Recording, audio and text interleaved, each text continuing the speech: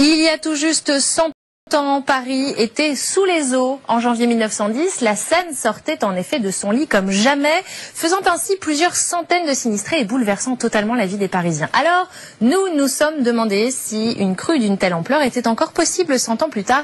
Et voici la réponse de Marc Pironnet, Margot Lemoine et Arnaud Etcheverry.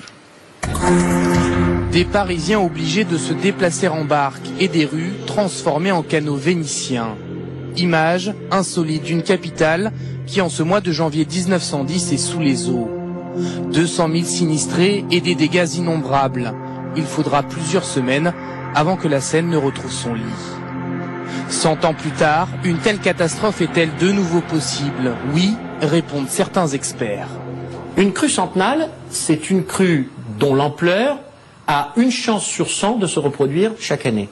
Ce n'est pas une probabilité, le retour d'une grande crue sur l'agglomération parisienne, mais que c'est une certitude dont seule la date est inconnue. Mais pour qu'un tel phénomène se reproduise, plusieurs facteurs doivent être réunis. Il faut qu'il pleuve sans discontinuer pendant plusieurs semaines, comme il y a 100 ans. Il faut également que les sols soient complètement saturés. Un scénario tout à fait envisageable, mais depuis cette fameuse crue, 4 barrages réservoirs ont été construits en amont de la capitale. Des barrages capables de réduire de 70 cm le niveau de l'eau. Anticipation et prévention des risques également à Paris. La RATP par exemple est sur le qui-vive. Dans ce sous-sol, des tonnes de matériel entreposé.